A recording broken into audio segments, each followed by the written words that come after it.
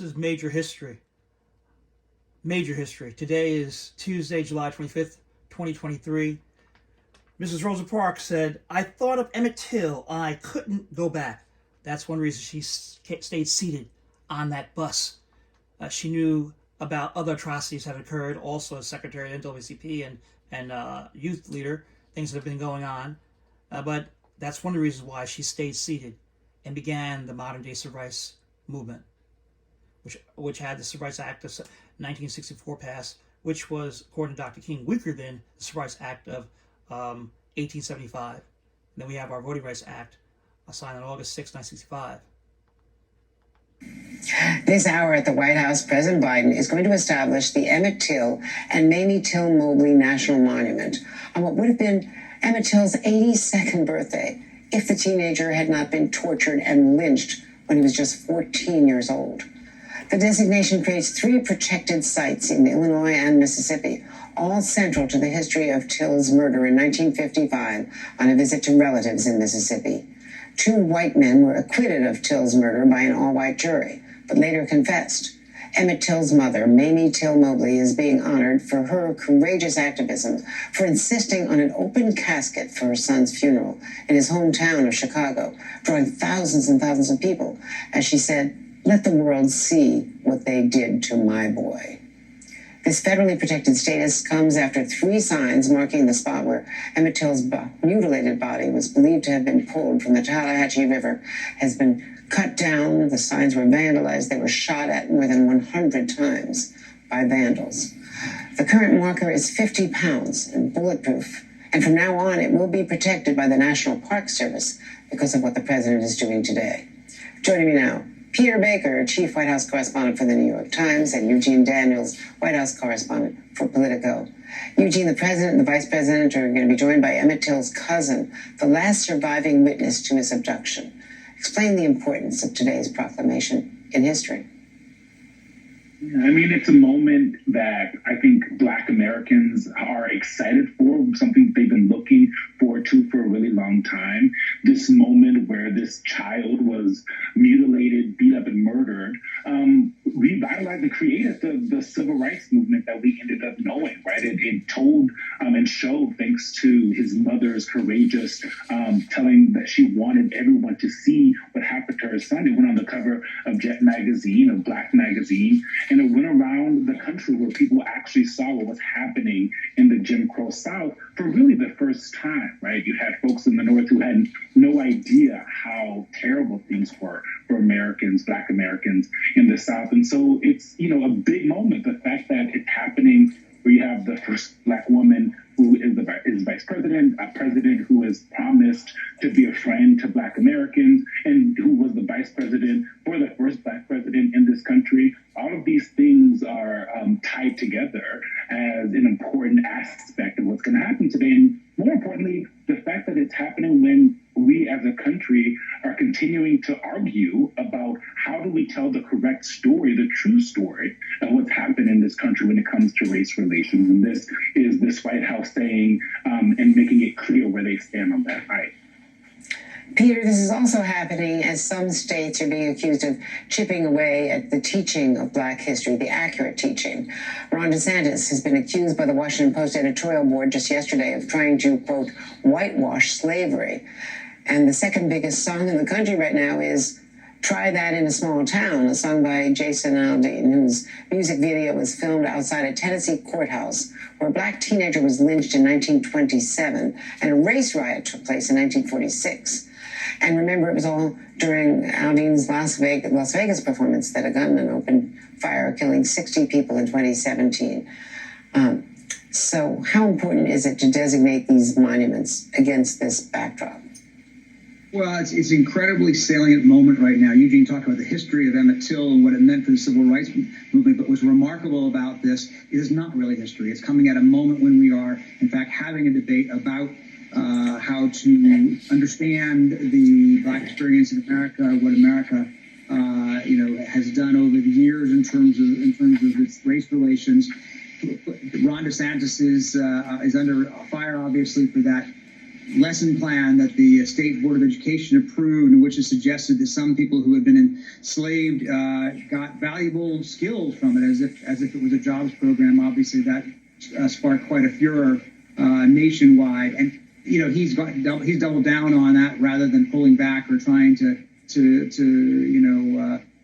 change that. And so I think that you are seeing this come at a moment of profound debate. And President Biden's going to wade into that. We heard yesterday Jean-Pierre, the White House press secretary, engage on that from the White House podium, that this is not simply about Emmett Till, it's about today as well as about history. And I think you'll hear him talk a little bit about that and about the need to confront the reality of the past rather than to put a smokescreen up and pretend it was something other than what it was. As the vice president did in Florida just earlier this week or over the weekend. Peter, a playwright that I know, and I think you know as well, Janet Langhart Cohen, has written a play about Emmett Till that is still being staged all over the South, as I understand it. I saw it here in D.C., and it's extraordinary.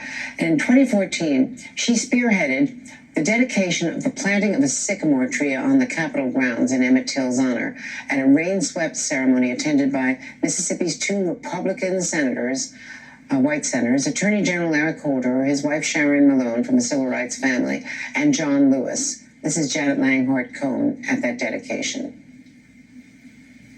Emmett's brutal murder changed the course of this country's history. It changed me, a young black girl the same age as Emmett. I was happy that summer until word came up from Mississippi.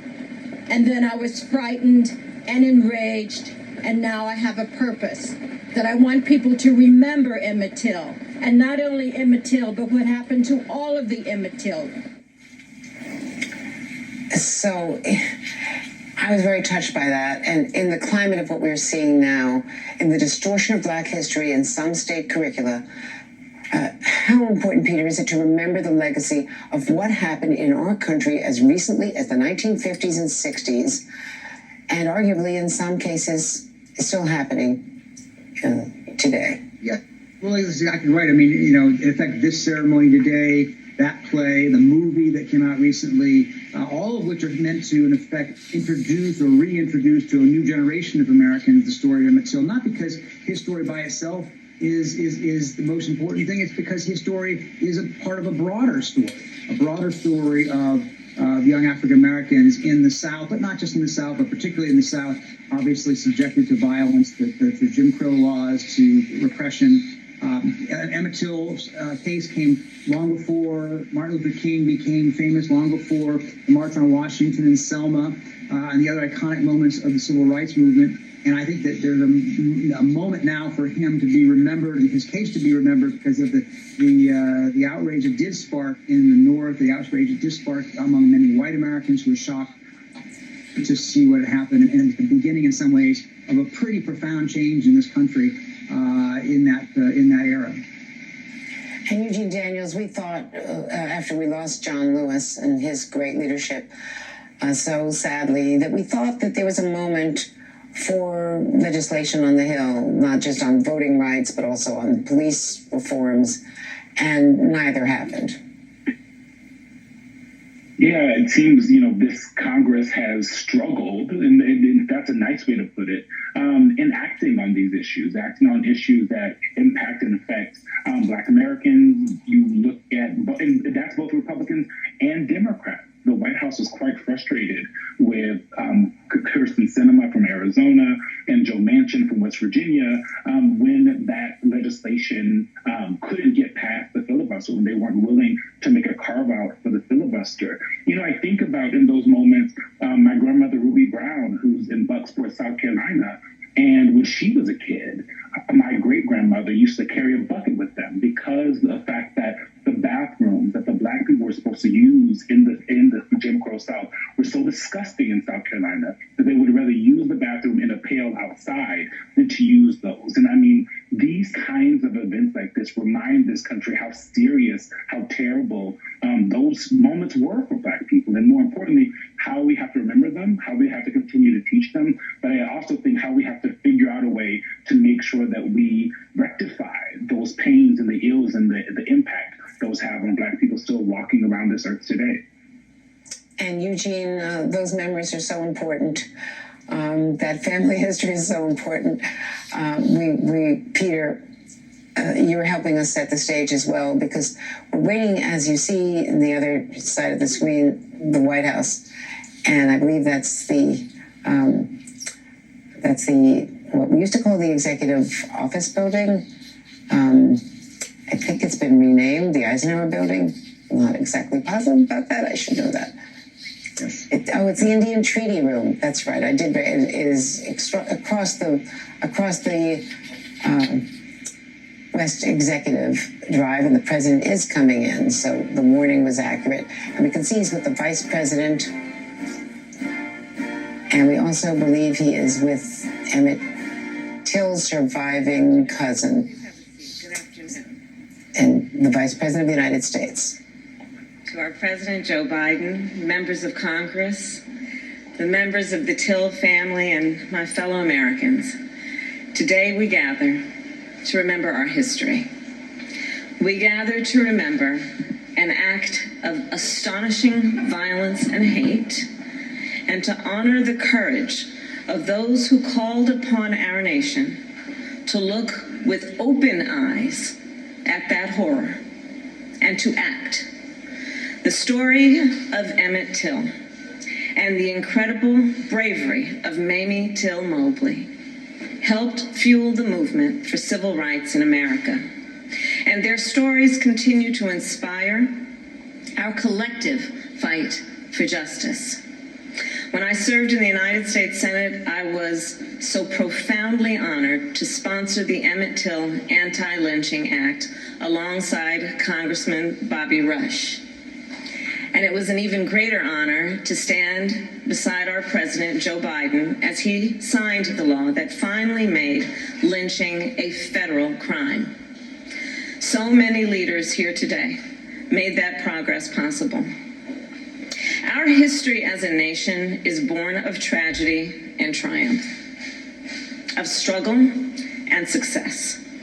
That is who we are. And as people who love our country, as patriots, we know that we must remember and teach our full history, even when it is painful, especially when it is painful. Today, there are those in our nation who would prefer to erase or even rewrite the ugly parts of our past. Those who attempt to teach that enslaved people benefited from slavery. Those who insult us in an attempt to gaslight us. Who try to divide our nation with unnecessary debates. Let us not be seduced into believing that somehow we will be better if we forget. We will be better if we remember. We will be stronger if we remember. Because we all here know it is only by understanding and learning from our past that we can continue to work together to build a better future. And so now it is my great honor to introduce a leader who has dedicated his life to preserving and protecting our history. And Reverend Wheeler Parker Jr. just also shared with me that he and his wife will be celebrating this weekend their 56th anniversary of marriage. Reverend Wheeler Parker Jr.